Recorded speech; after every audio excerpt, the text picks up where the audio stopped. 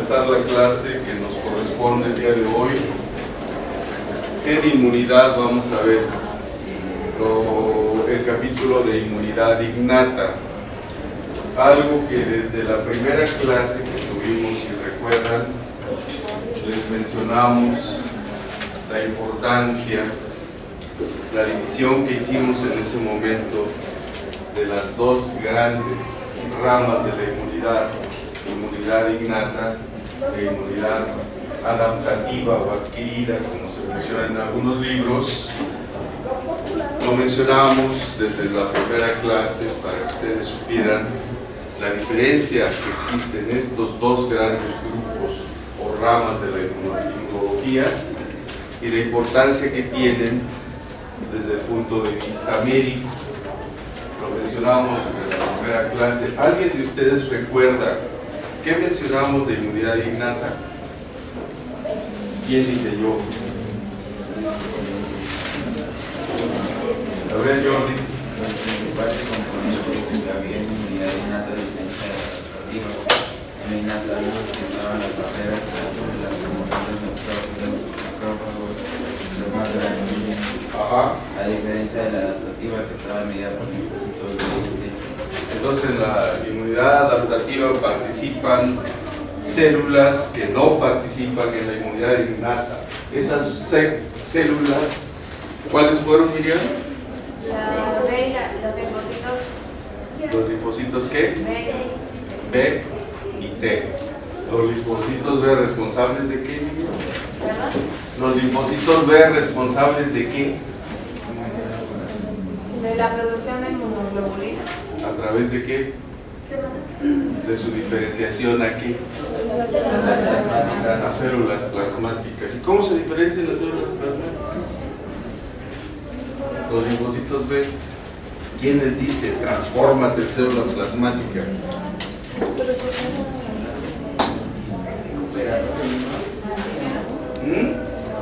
¿Quién, Miriam? El antígeno. El antígeno, ¿verdad? El antígeno es el que en un momento dado va a estimular, ¿sí?, a los linfocitos B para que se transformen en células plasmáticas y produzcan anticuerpos. Y los linfocitos T, obviamente, también son estimulados a través de qué? Para que realicen sus funciones efectoras. Células presentadoras de antígeno. ¿Cuáles células presentadoras de antígeno recuerdan? Pues, a ver, uno por uno. Los macrófagos. Macrófagos. Células dendríticas. ¿Y cuál otra? Células epiteliales del timo. ¿Cuál otra? Linfocitos B. Los linfocitos B también funcionan como células presentadoras de antígeno. Y aquí viene, pues entonces, la unión entre las dos ramas que vamos a ver ahorita, la inmunidad innata, la inmunidad adaptativa, porque todas las células presentadoras de antígeno, excepto el linfocito B, todas las demás pertenecen a lo que se conoce como la inmunidad innata. Pero hagamos un poco de historia acerca de la inmunidad innata. La inmunidad innata se debe, digamos, la importancia que se le ha dado en los últimos años a este señor que están viendo aquí en esta diapositiva, que se llama Charles Janeway. Charles Janeway, o Haneway, como les dicen ustedes al libro de inmunobiología. Janeway es, digamos, el que a partir de 1989, como vamos a ver ahorita, en una conferencia que dicta en un sitio en Estados Unidos, pues inicia, digamos, el estudio de la inmunidad innata, le da la importancia a la inmunidad innata, que en el momento actual los conocimientos que se tienen al respecto, la explicación de muchas enfermedades por alteraciones en esta inmunidad innata, van a ver ustedes que es impresionante. Charles Janeway escribe este capítulo en esta revista que es el Annual Review de Inmunología, en el 2002, ¿sí? Escribe lo que hizo en su vida, ¿sí?, un viaje a través de su vida, y desgraciadamente muere en el 2003. Charles Janeway vivió de 1943 al 2003. este señor que podemos decir que es el parteaguas de la inmunología, desgraciadamente no recibió el premio Nobel porque se murió antes de tiempo. Entonces muere en el 2003, ¿sí? Sin embargo, su herencia es tan importante a través, fíjense, de este articulito que está publicado en estas memorias del Cold Spring Harbor Symposium en Estados Unidos. Cold Spring Harbor está al norte de Nueva York, es un instituto donde se han reunido periódicamente los inmunólogos de mayor prestigio, algunos de ellos que obtuvieron el premio Nobel posteriormente, y dictaron una conferencia que pues, esa conferencia pues se traduce en un escrito como este que están viendo acá, es la aproximación de la asíntota de evolución y revolución de la inmunología. Este capitulito, bueno, este articulito escrito en estas memorias viene siendo el parteaguas de lo que es la inmunidad innata, ¿sí? Y fíjense los dibujitos que tiene, ¿sí? Charles Janeway en este artículo. Ustedes se reirían en el momento actual con toda la tecnología que hay, ¿sí? De estos dibujitos. Imagínense los que se hacen ahora con computadoras, ¿verdad? Estos dibujitos estaban representando el concepto de los llamados PAMs, los patrones moleculares asociados a patógenos. Por primera vez en este escrito se habla de esto que hemos ido mencionando en otras clases, los patrones moleculares asociados a patógenos y que tienen que ver con la inmunidad innata, y de lo que vamos a ahondar en un momento más. Pero fíjense estos dibujitos de Charles Janeway, en el momento actual, pues ustedes se reirían. Sin embargo, con la evolución, los conocimientos que se tienen en el momento actual de la inmunidad innata, fíjense la importancia de esta rama de la inmunología que ha dado recientemente, en octubre del 2011, a 3 premios Nobel de gentes, de investigadores que se estaban dedicando a investigar cosas de la inmunidad innata. Roosevelt, Hoffman, que recibieron el premio Nobel en el 2011 por los descubrimientos procedentes de la activación de la inmunidad innata. Y este señor que Ralph Steinman, que desgraciadamente murió 3 días después de haber recibido el premio Nobel. Al señor Ralph Steinman le dan el premio, ¿sí?, el día 3 de octubre del 2011. El Comité Nobel no sabía que el señor un viernes 30 de septiembre había fallecido, y el lunes le dan el premio Nobel.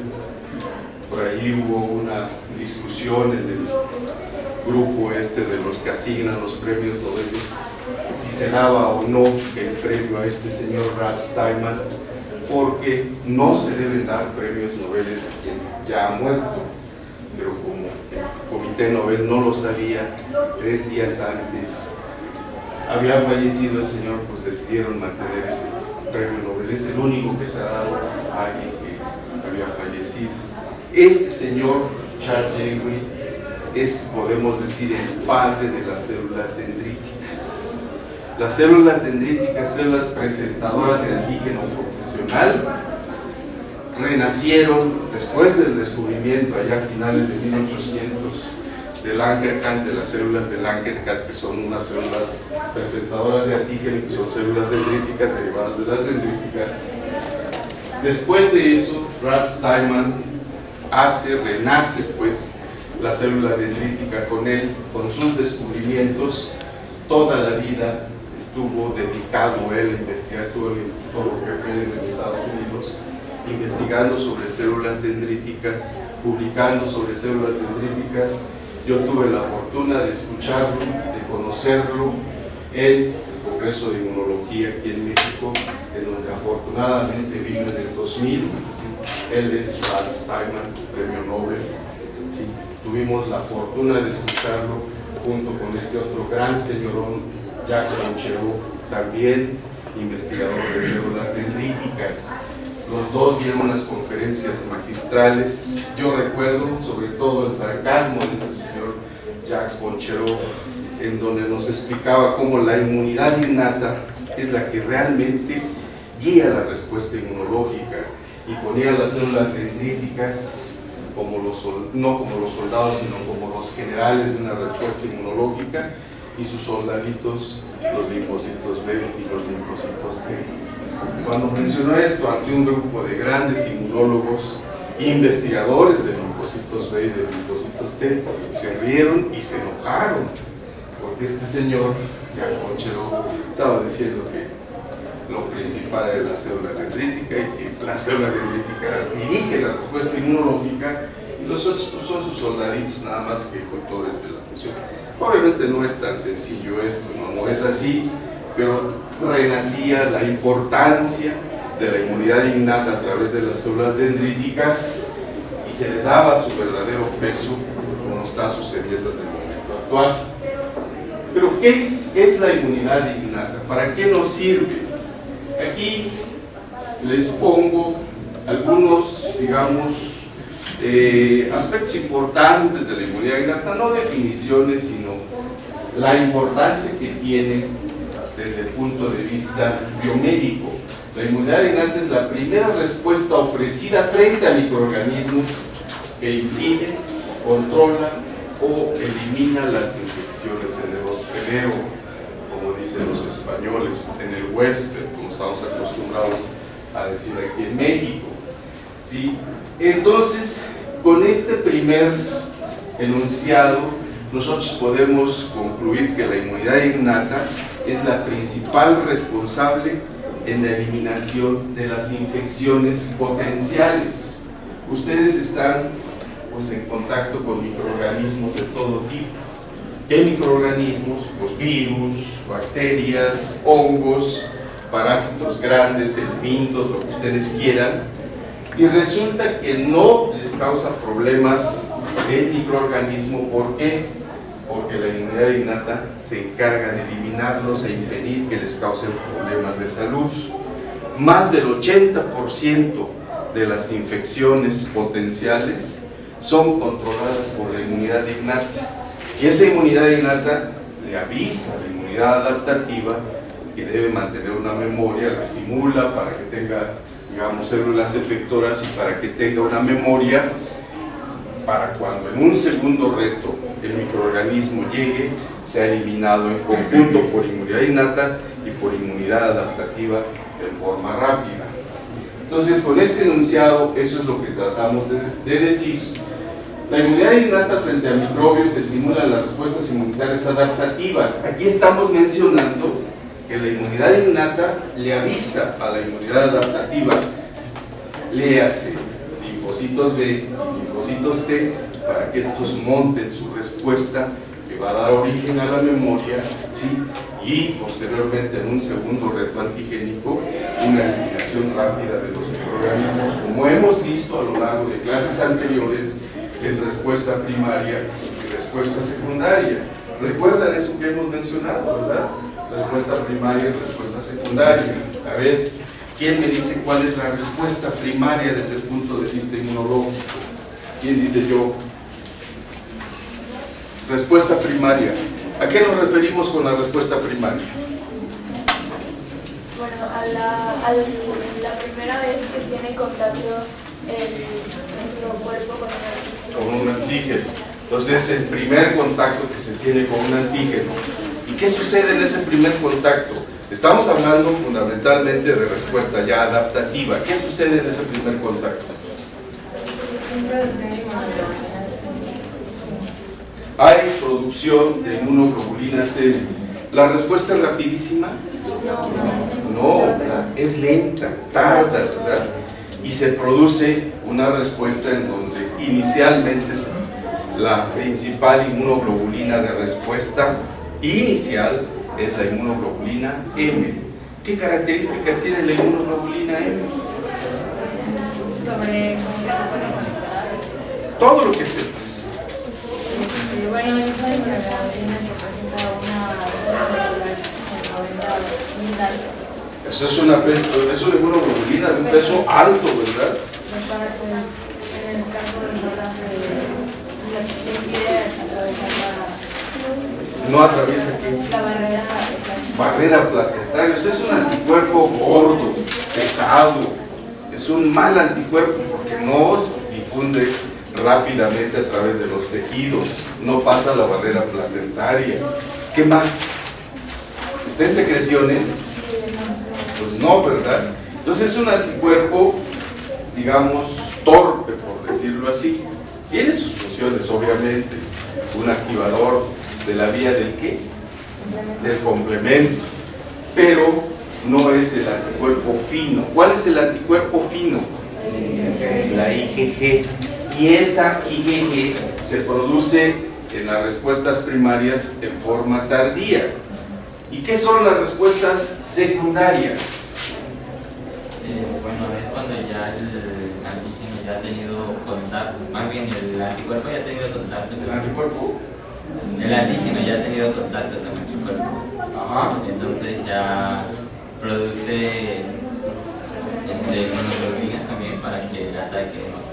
Pero es igual de lenta o es más rápida. ¿Por qué es más rápida? Porque hay células de memoria que quedaron en la respuesta primaria y esas células de memoria responden rápidamente. ¿Por qué? Porque son en mayor número. Sencillamente, si en la respuesta primaria había un linfocito B o un linfocito T que reconocía el antígeno, ¿sí? En la respuesta primaria sucede un fenómeno que se conoce como expansión clonal. Oiga, venían preparados, sabían que los iban a grabar, ¿verdad? Expansión clonal. ¿A qué se refiere la expansión clonal? Es el hecho de la reproducción de una misma célula que ya tiene el antígeno, y bueno, ya pudo reconocer el antígeno y ahora va a dedicarse, bueno, va a reproducirse con la misma especificidad. Exacto, con la misma especificidad. O sea, que esa célula es específica contra ese antígeno y que en expansión clonal esa misma célula contra ese mismo antígeno es la que aumenta en número. Si había una, por decirlo así, en la respuesta primaria, en la secundaria va a haber miles de ese tipo de células. Por lo tanto, la capacidad de reconocimiento va a ser mayor simplemente por el número de células, por esta expansión clonal que sucedió. Esa es la respuesta activa. Pero todo esto está dirigido, obviamente, por la inmunidad innata a través de sus células presentadoras de antígeno y de los fenómenos de ayuda que hacen con la inmunidad adaptativa. A eso se refiere esto, que la inmunidad innata frente a microbios estimula las respuestas inmunitarias adaptativas y puede influir en su naturaleza en el sentido de que cobran una eficacia óptima contra los diferentes microbios. Óptima, ¿por qué? Porque son en mayor número, sencillamente. ¿Sí? Y además, en las respuestas adaptativas sucede algo con la inmunoglobulina G. Esta inmunoglobulina G es mucho más específica, por decirlo así, más fina. Se va haciendo una selección de todas las inmunoglobulinas G que reconocen a un microorganismo, se seleccionan las que son más afines, ¿sí? Entonces la respuesta es mucho más fina. Entonces hay más IgGs, porque la IgG caracteriza la respuesta secundaria, ¿verdad? La respuesta secundaria es la principal inmunoglobulina de la respuesta secundaria. Es muy fina la respuesta. Obviamente las inmunoglobulinas que son las que son más específicas y que tienen un mejor acoplamiento con los antígenos. Bueno, y aquí está algo que es una novedad. No le puse referencia porque este es un concepto mío. Es homeostática, ayuda a eliminar células apoptóticas envejecidas, transformadas o modificadas. Esto es importantísimo. La inmunidad innata no la veamos nada más como una guerra entre nosotros y el exterior, sino también es una depuradora de todo lo que en el interior no nos sirve a nosotros. Como ejemplo, ¿qué podríamos tener? Muerte de los eritrocitos. Háblame de eso, a ver, ¿qué pasa? Bueno, al madurar el eritrocito, cumple su ciclo vital y es fagocitado por los... Bueno, madura la médula ósea Bueno, y ya madurito sale a circulación para ejercer su función. ¿Sí? Es un licenciado en transporte de oxígeno, ¿sí? Y otro tipo de funciones, pero ya sale madurito, ¿Sí? Bueno, sale a veces de forma de... ¿Cuál es la célula precursora, la más cercanita? El reticulocito. ¿Qué porcentaje de reticulocitos tenemos? Más o menos 1%, ¿verdad? Entonces, 1% de estos eritrocitos son inmadurones, pero funcionan. Entonces, 1%. El resto son eritrocitos maduros. ¿Pero qué sucede entonces? bueno, la diferencia entre los eritrocitos jóvenes y los que se dice que ya cumplieron su ciclo es porque empiezan a liberar fosfatidilcerina y esto caray, ya te fuiste atrae a cosas más... a los macrófagos y hace que, bueno, se libera cuando hay apoptosis de la célula. Bueno, a ver, alguien que me aclare esto, porque se metió en Honduras y bien, o sea, está bien, pero a ver qué sucede. Bueno, mientras el eritrocito va envejeciendo, las características de su membrana y de sus metabolismos van cambiando y esto va, bueno... De la membrana, hablemos de la membrana, a ver qué pasa en la membrana. Bueno, van a empezar a, digamos, las bombas que hay, por ejemplo, de agua van a empezar a ya no funcionar tan bien, entonces va a empezar... Bombas de agua, estás hablando de acuaporinas. Sí, acuaporinas. Ajá. Bueno, va a empezar a entrar mucha agua y esta no va a poder ser como Eliminada. Explota. Ajá, ese puede ser un mecanismo. No es así, no es la explosión, es cual sería una hemólisis. Ajá. Y eso no es la forma de eliminación de los eritrocitos envejecidos, no es la habitual. Hay otros mecanismos como la disminución de la TPasa, que bueno, va a favorecer que entre mucho calcio en la célula. Y bueno, con esto el aumento de calcio va a activar a las escámulas. Hay una... ok, ya sé por dónde vas a ver, entonces estimula ¿qué? A las escamalazas de fosfatidilcerina. Unas flipasas, ¿verdad? Unas flipasas que lo que hacen es regresar a la fosfatidilcerina. Les mencionaba en alguna clase que la fosfatidilcerina es un fosfolípido que habitualmente se encuentra en el interior de la membrana, de esa doble capa de lípidos, y que se trasloca hacia el exterior, que este sistema de flipasas lo está regresando a la fosfatidilcerina al interior de la membrana. ¿Por qué es necesario que regrese al interior? Ahora concluye tu idea.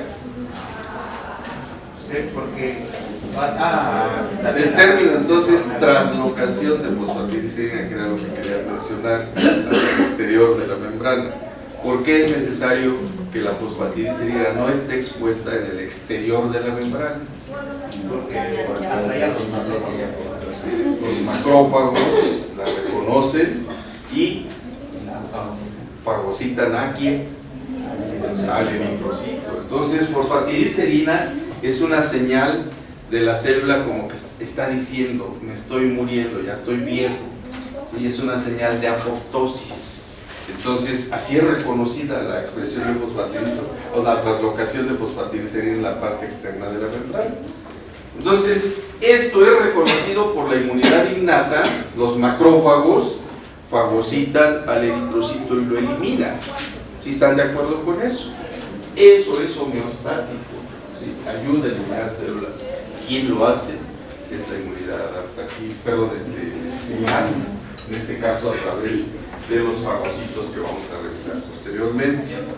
Bueno, entonces estos son los enunciados más importantes de la inmunidad innata, y esta diapositiva se las había pasado desde la primera clase, en donde fíjense, aquí alguno de ustedes puede explicarme esta diapositiva con todo lo que hemos ido viendo a lo largo del curso. A ver, Miriam, pásale, Miriam. Explícame esta diapositiva. ¿Sí? Con el análisis que hemos aprendido a hacer, aunque esté en inglés, ya sé que ustedes ya no tienen tantas dificultades. Con el análisis que hemos hecho, de las diapositivas. Bueno, Sin miedo, haz de cuenta que no te están grabando, pero pierde el miedo a eso. aquí un microorganismo va a atravesar la barrera epitelial. Cuando este microorganismo la atraviesa, Bueno, primero hay una barrera ahí, ¿no?, que impide la entrada, ¿sí? Y esa barrera, ¿qué es? A ver, háblame algo de eso. ¿Qué hemos mencionado? Porque todo eso es inmunidad innata. pues que en ese epitelio se encuentran las células del ángel. Bueno, afuera no. No sacas la manita a las células del ángel. Ya, se Si fuera encuentran. piel, ¿qué es? Sí, A ver. El estrato córneo, ¿verdad? Te está sirviendo de barrera para que impida que las bacterias se metan. ¿Qué pasa si ustedes pierden, ¿sí?, o se cortan, por ejemplo, pierden ese estrato córneo? ¿Qué les pasa? ¿Es más fácil que entren las bacterias, sí o no? ¿Sí? Cuando hay una herida, es posible que se infecte esa herida porque se está rompiendo esa barrera epitelial. Pero la barrera nada más es mecánica, o hemos mencionado algo más. El sudor. Bueno, O sea, hay más factores que a ver, menciona todo eso. Bueno, hay más factores que influyen en esta barrera, que es el sudor y las secreciones corporales. Las secreciones corporales, ¿cómo qué?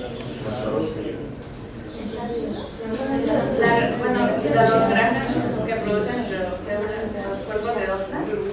Ah, Entonces, o sea que produces grasa, ácidos grasos. ácidos grasos. Esos ácidos grasos de cadena corta son fungicidas, microbicidas.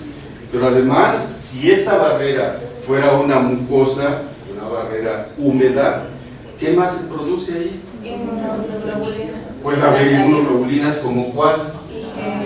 IgA. Eso obviamente ya no es inmunidad innata. La inmunoglobulina es inmunidad adaptativa. Pero también se producen sustancias que no necesariamente son de inmunidad adaptativa y que pueden matar. ¿Qué mencionamos de eso en mucosas? ¿Qué producen las mucosas? Además de lo que mencionaste ahorita.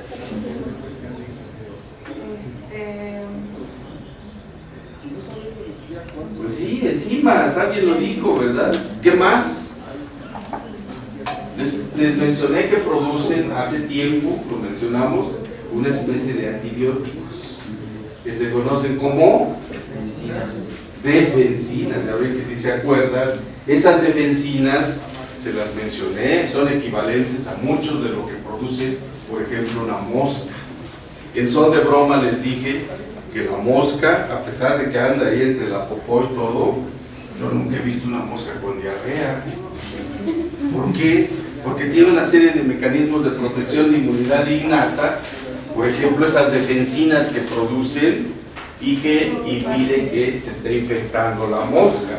Lo mismo producen nuestras mucosas, esas defensinas que impiden la entrada del microorganismo. Pero a ver, ahora, ya entró el microorganismo, no te quito la idea. ¿Qué sigue? Bueno, ya que entró el organismo, se van a, bueno, dentro de nuestro organismo, dentro del cuerpo humano, se van a presentar algunas células para como la primera defensa, que van a ser... Ahí explícalo. Bueno, van a ser los fagocitos. Estos fagocitos lo que van a hacer es, pues, fagocitar al microorganismo que entró y de esta manera poder presentar, bueno, si lo... Ahí explícalo. No me veas a mí, allá, y a tus compañeros. Bueno, los fagocitos lo que van a hacer, bueno... A ver, ¿qué fagocitos son esos? ¿Son tres? Por el tipo, por la morfología, descríbeme. ¿Qué es esto? Neutrófilo. ¿Por qué es un neutrófilo? Por su mononuclear. Por la forma del núcleo, ¿verdad? Que son, ¿cuántos núcleos? Bueno, no, es un solo núcleo. ¿Cuántos lóbulos tiene? Tres lóbulos. Entonces es un neutrófilo en su plena madurez, ¿sí? Cuando son más viejitos tienen más lóbulos, ¿sí? Entonces tendrán 5 lóbulos, pero este es un adulto joven, potente, fagocito, que fíjense, ya se comió ese microorganismo. ¿Y el otro qué es? Macrófago. ¿Por qué? Por su forma. Por su morfología del núcleo, ¿verdad? Sobre todo. ¿Y la tercera célula qué es? La célula dendrítica. La célula dendrítica. ¿Por qué dices que es la dendrítica? Por su sexo. Sí, por Sí. su segmentación. Dendrón es dendo, acuérdense. Aparentemente pues, tiene deditos, ¿verdad? Esos deditos nos dicen que es una célula, como su nombre lo indica, dendrítica. Los tres que hicieron ya, fagocitosis. Entonces estos son los llamados fagocitos profesionales, que son células pertenecientes a la inmunidad innata. La adaptativa es, aquí está la barrera, de acá para acá, sí, es adaptativa, y de acá para acá es inmunidad innata. ¿Y qué más hay allí? Bueno, ya que estas células fagocíticas fagocitaron a... No, pero ¿qué otras células hay antes de que...? A las natural killer.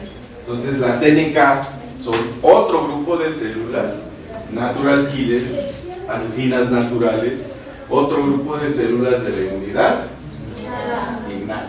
¿Qué más hay ahí? Y las de complemento. ¿Pero esos son células? No. ¿Qué son? Proteína. Son Proteínas que están auxiliando a todo el proceso, los mecanismos de la inmunidad innata para eliminar ¿qué? Al microorganismo, fíjate, chica. Proteína está pegadita al microorganismo. Ahora sí sigue, ¿qué pasa?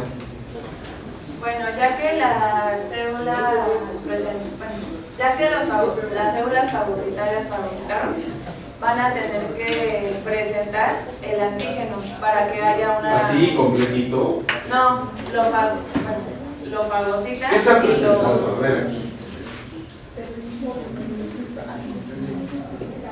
Todo el antigenote. Todo el microorganismo. Bueno, hacen vesícula. ¿Cómo se llama todo ese proceso? No, lo haces a todo el microorganismo, lo haces cachitos y agarras pedacitos de él. ¿Cómo se conoce? No. ¿Cómo se conoce el proceso? Era cuando lo cortamos. Lo vimos, es una clase que ya vimos. ¿Cómo se llama el proceso? Tiene un nombre rarísimo. Rarísimo. Difícil de aprenderse. ¿Cuál es? ¿Cuál es? Y lo vimos. Son las vías de presentación. Sí, esas son las vías, pero todo, ¿cómo se conoce? Antes de la presentación, ¿qué hay? Señores, acuérdense, algo rarísimo, procesamiento. ¿Sí? Y presentación de antígenos, y así se llama la clase donde se revisó esto. Procesamiento, un término rarísimo para ustedes, procesamiento y presentación de antígenos, ¿sí? Entonces, aquí hubo un procesamiento y está sucediendo una... ¿Qué? A ver, sigue. Bueno, aquí ya es cuando la célula presentadora de antígeno, en este caso la célula dendrítica, está haciendo el mismo molecular. Puede ser dendrítica, pero ahí ¿cuál es? Ese es el macrófago. Es el macrófago. ¿Está haciendo qué? El beso molecular. Ah, beso molecular. Pero no digan eso. Bueno, es muy fácil. Yo les hablo del beso molecular para que ustedes entiendan qué está sucediendo. Pero por favor, si les preguntan a algún lado de todo esto, no mencionen qué es el beso molecular. O bueno, si lo mencionan, échenme la culpa a mí. Y yo se lo dije de esa manera. Pero a ver qué está sucediendo en ese molécula X. Pues se le está presentando al linfocito virgen el antígeno. Para que ¡Ay, este es virgen! Pues sí, sí es virgen. No ha conocido el pecado previamente, se supone. Pero podría no ser virgen, podría ser una célula de memoria, ¿verdad? Pero si está en esta primera vez, entonces sí es un linfocito virgen. Entonces, ¿qué características? ¿Cómo está haciendo ese fenómeno de presentación? ¿A través de quién? del complejo principal de histocompatibilidad, que lo vimos que es el MHC, clase 2, o también las proteínas producto del MHC se conocen como HLA clase 2. ¿Qué HLA clase 2 son? ¿Cuáles son? Acuérdense que mencionamos los HLA clase 1 y clase 2. Clase 1 que están ¿en qué tipo de células? En todas las células. Y las clase 2 solamente presentadoras de antígeno. ¿Y cuáles son esas? Clase 2, la nomenclatura. DR, DQ y DP. Acuérdense que nosotros heredamos estas del padre y de la madre. La mitad del padre se conoce como haplotipo paterno y la mitad de la madre como haplotipo materno. Clase 2 entonces son de P, de Q y de R. Y clase 1, ¿cuáles son? A, HLA, A, HLA B y HLA C. La diferencia entonces entre una y otra, ¿en dónde está? Aquí suponemos que si es el macrófago que está presentando a través de esta molécula de clase 2, le está presentando a qué tipo de linfocito. Si es un T4, pero ¿qué es una población? CD4 positiva o T, TH, ¿sí? T cooperador o TH, T helper, pues la H es de helper o de ayuda o cooperador. Entonces está haciendo el fenómeno de presentación de antígeno, ¿sí? ¿Y qué diferencia hay entre el reconocimiento de antígeno de uno, en el caso de linfocitos B, o en el caso de linfocitos T? ¿Qué diferencia hay? Las inmunoglobulinas, que en el linfocito B son las que... A ver, el linfocito T reconoce a través de un... presentador de antígeno. A través de un... De una célula presentadora. El linfocito T tiene un receptor de antígenos que se conoce como TCR, ¿sí? Por las siglas en inglés. Y el linfocito B, ¿qué tiene en su superficie? Un BCR corresponde a una inmunoglobulina. Entonces, ¿qué diferencia hay en el reconocimiento entre una y otra? En ese esquema. El receptor. Bueno, que ¿Nada más el receptor? No, que en este caso lo puede reconocer directamente al microorganismo, al linfocito B, y en los linfocitos T tiene que haber una célula presentadora de antígeno para que éste pueda llevar a cabo. Entonces el linfocito B puede reconocer directamente, no necesita alcahuetes.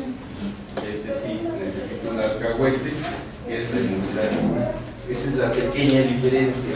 Ahora, si esta no fuera un macrófago, fuera otra célula cualquiera, por ejemplo, un hepatocito infectado, ¿cómo presenta el antígeno el hepatocito infectado? Ya déjalo. ¿Alguien más? ¿Quién quiere pasar? Jordi, pásale. Sin miedo. A ver, si fuera un linfocito infectado, supongamos que ustedes tienen al virus de la hepatitis que les llegó ya, la que quieran ustedes, A, B o C. Si esto fuera un hepatocito, ¿cómo sería ese fenómeno y a qué células se le estaría presentando? Se supone que se le presenta el linfocito T citotóxico porque ya es una célula como tal.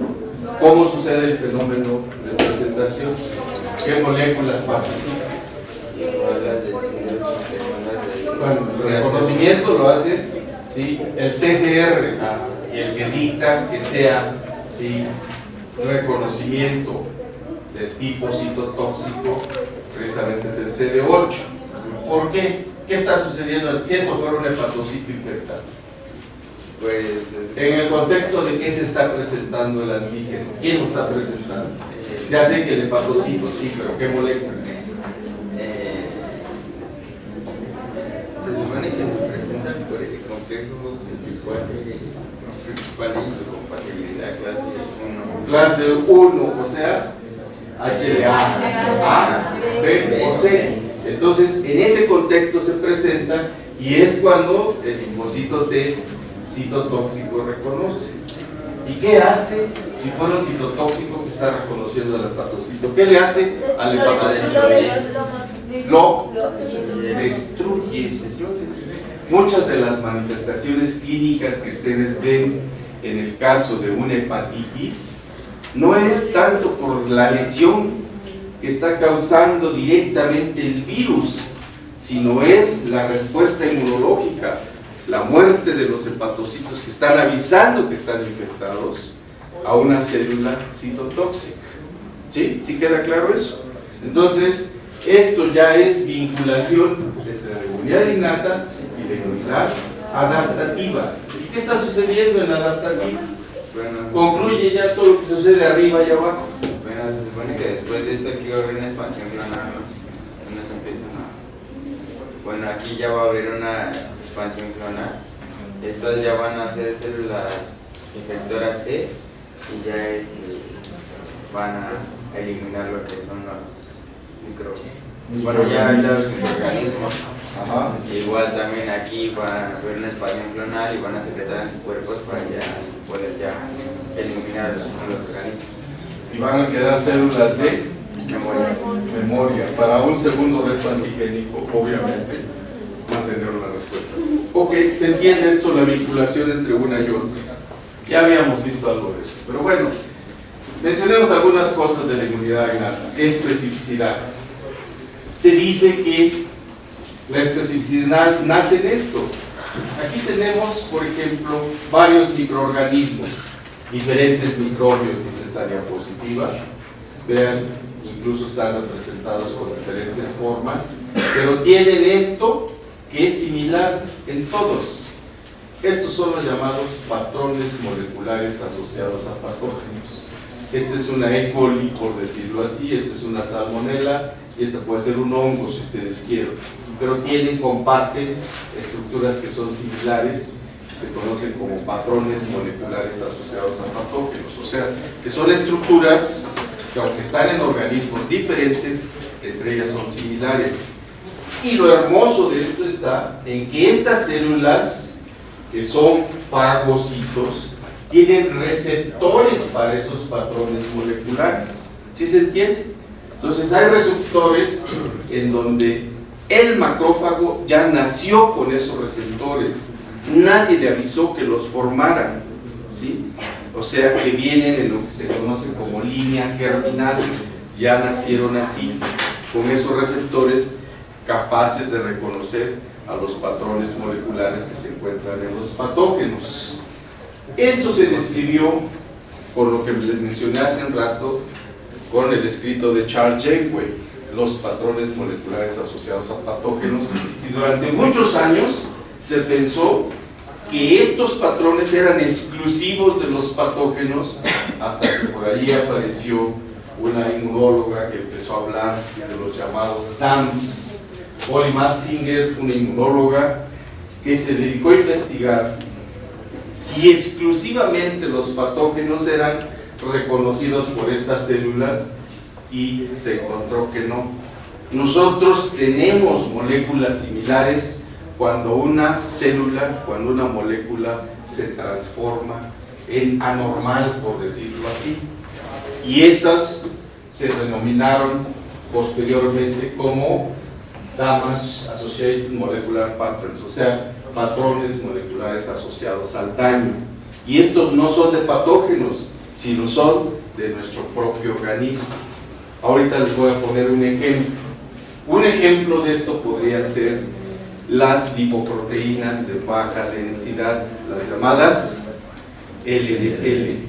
Las LDL que tienen un contenido alto de colesterol es lo que la gente llama el colesterol malo. ¿Responsable de qué? La ateroma.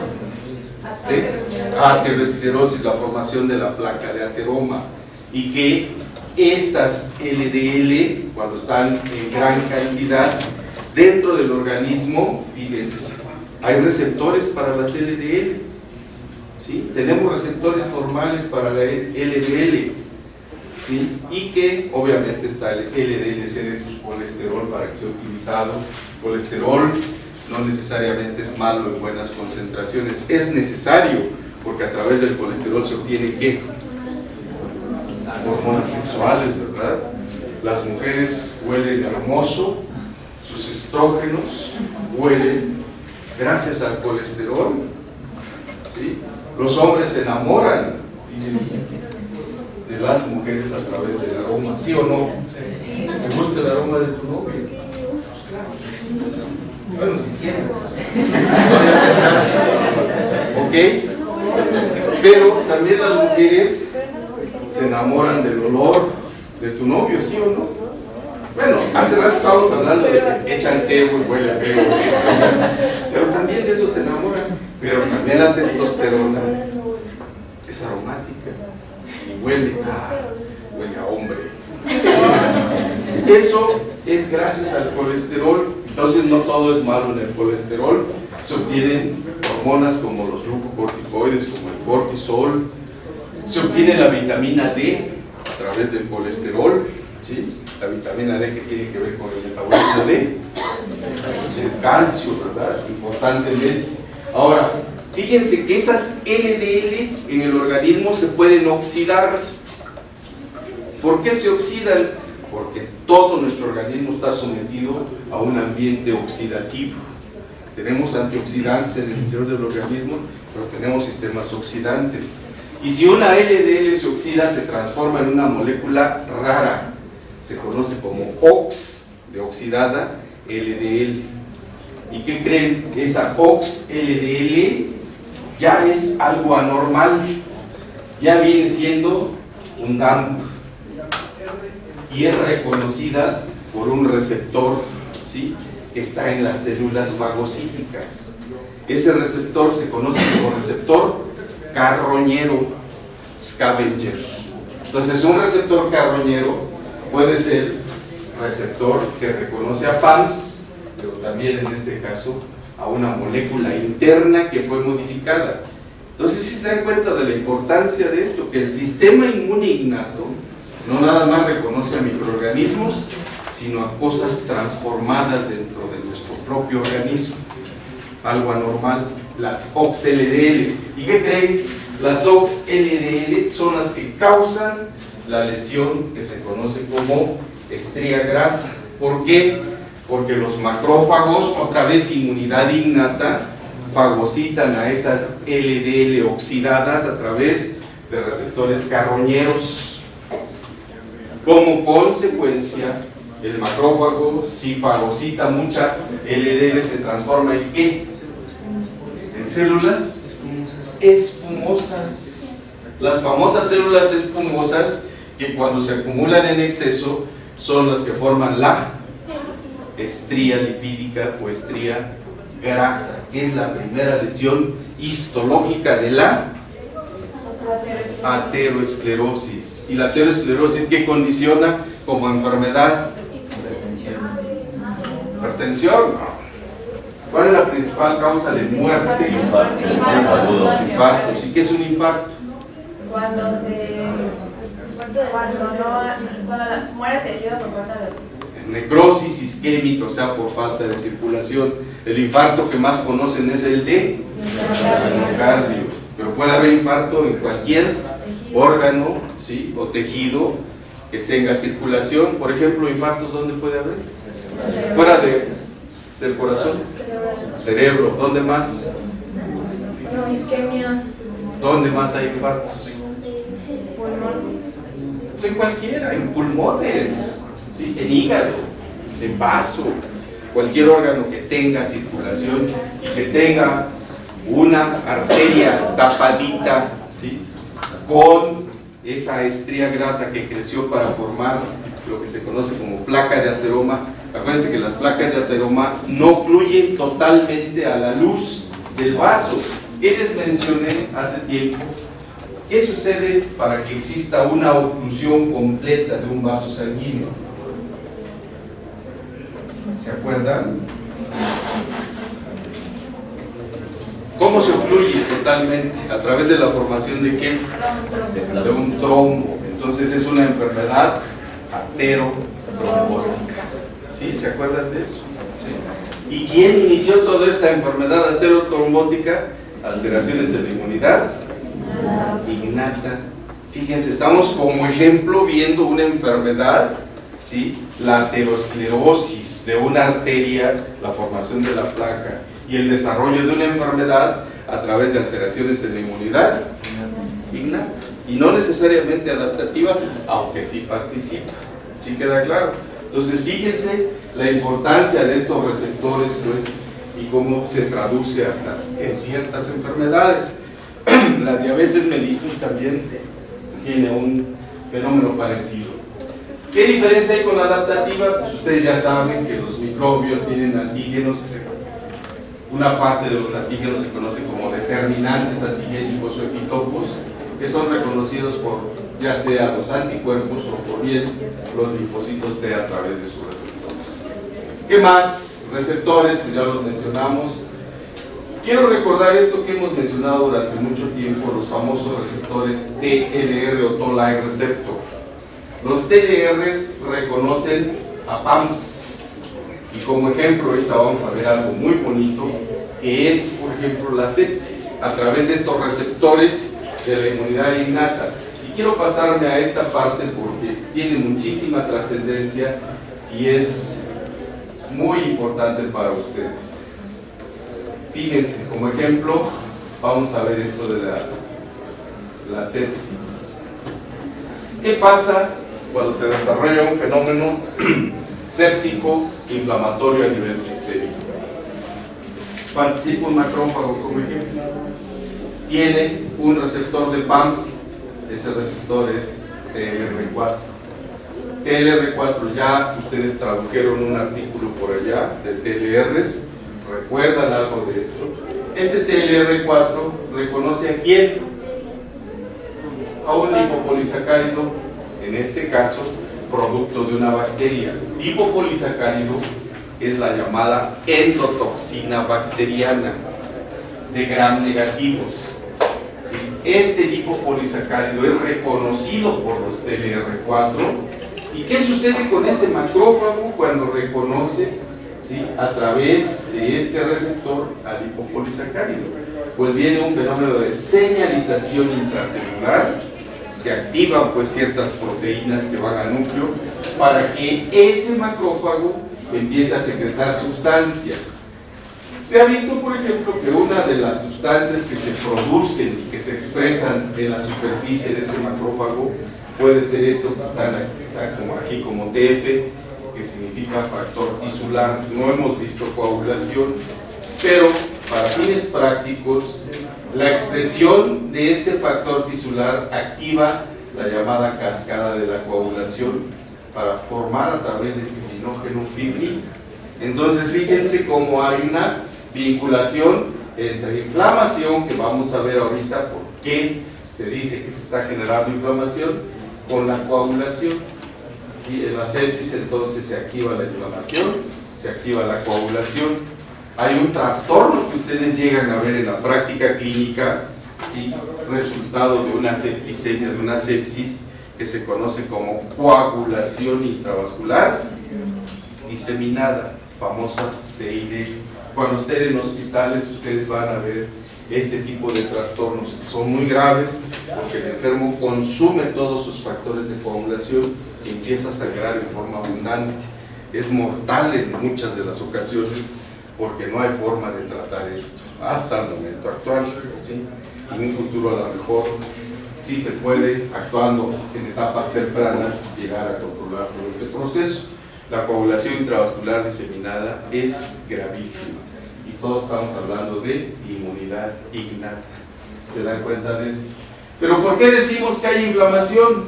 Porque el lipopolisacárido también es reconocido por receptores TLR4 igual, que están en esto que se conoce como endotelio. El endotelio, las células endoteliales reconocen también al lipopolisacárido y el endotelio es capaz de producir todo esto. ¿Qué son? ¿Qué son? ¿Qué características tiene, por ejemplo, esta? ¿Cómo se conoce? Como factor de necrosis tumoral alfa. Se conocen como citocinas proinflamatorias porque desencadenan fenómenos inflamatorios. proinflamatorios. TNF, alfa, interleucina 1, interleucina 6 son los ejemplos principales de citocinas proinflamatorias que desencadenan fenómenos inflamatorios. Entonces, lipopolisacárido está estimulando el fenómeno inflamatorio, ¿sí? A través de la estimulación del endotelio, pero también a través de la producción de estas mismas moléculas por el macrófago estimulado por el lipopolisacárido. El macrófago produce citocinas como estas, TNF-alfa, interleucina 1, interleucina 6. Produce también interleucina 8, que es una quimiosina. Quimiosinas son sustancias que atraen a otras células al sitio de la inflamación, son los factores quimiotácticos. Estas quimiosinas dirigen mucho el proceso inflamatorio y son producidas en este caso por el macrófago. Los CAMs, sí, a ver. ¿También producen la interleucina 12? También producen, pero no los macrófagos, sino otro tipo de células. Las NK, por ejemplo, producen, las células dendríticas producen interleucina 12.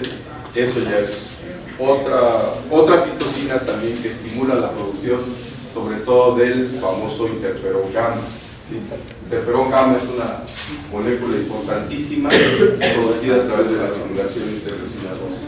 CAMs, PAF, óxido nítrico y especies reactivas de oxígeno.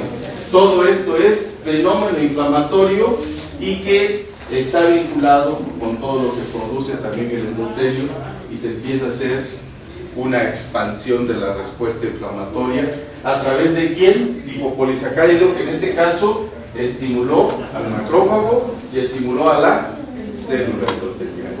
Y esto les da en la práctica clínica lo que se conoce como síndrome de respuesta inflamatoria, que si se hace sistémica se conoce así como síndrome de respuesta inflamatoria sistémica, y que en una evolución posterior puede llegar a lo que se conoce como el choque séptico. El choque séptico es una entidad gravísima en donde la mortalidad es alta en las mejores condiciones de cualquier hospital. La mortalidad es superior al 80% de alguien que tiene choque séptico. Y fíjense qué citocinas se están produciendo, pues todas estas que mencionamos, pero una que es gravísima y que produce daño importantísimo es esta, fíjense, factor de necrosis tumoral.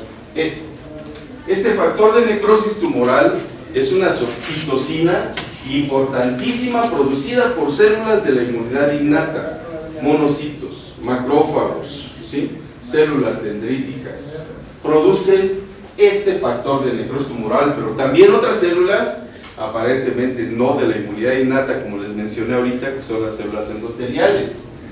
Pero ese TNF en bajas cantidades, como está aquí en esta diapositiva en el extremo izquierdo, ¿sí? Es homeostática, desencadena inflamación local, migración de células, ¿sí? Un leucocito es necesario en los tejidos. ¿Por qué?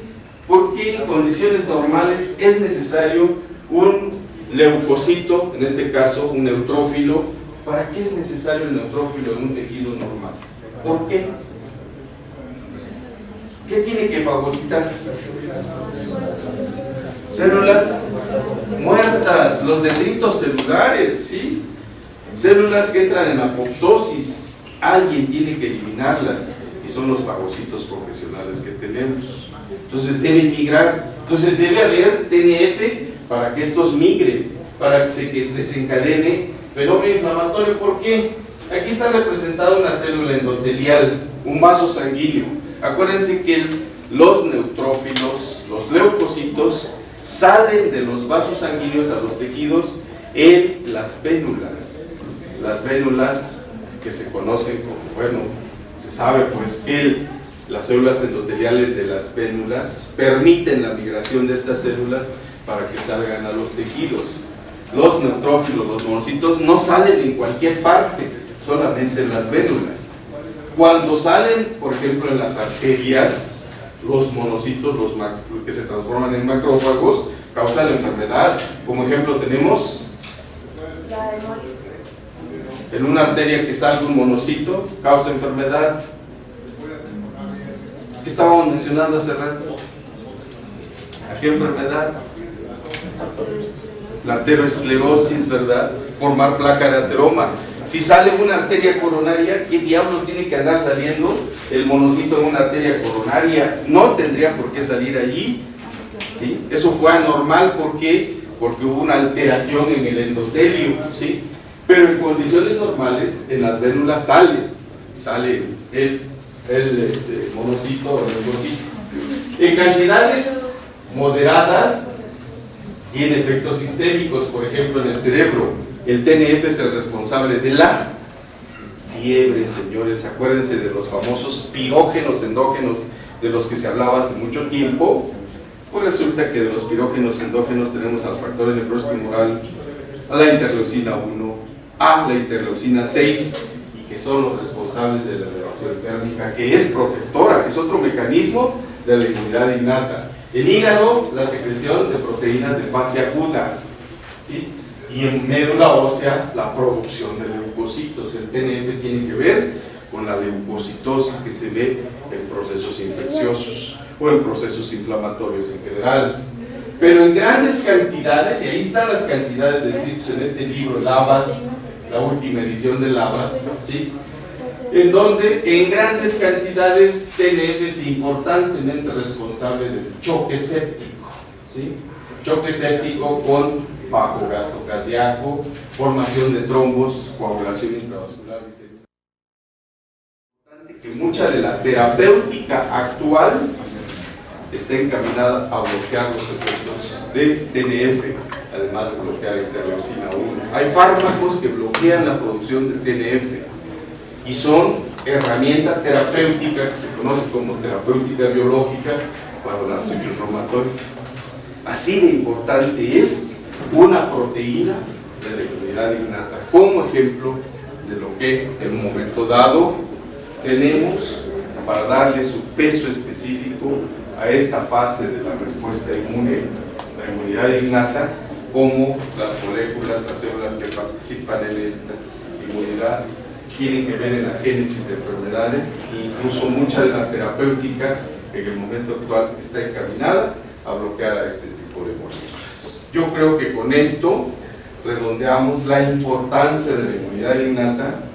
Ustedes pueden pues comprender que manejando los conceptos adecuados de la inmunidad innata, los mecanismos de la inmunidad innata, pueden entender la fisiopatología de muchas enfermedades e incluso el tratamiento que se da en el momento actual, interviniendo sobre ya sea las células, las moléculas de este tipo de respuesta. ¿Hay alguna pregunta? Porque aquí vamos a concluir la clase. ¿Pregunta? ¿Queda claro todo? ¿O se quedan callados por la cámara? ¿Preguntas?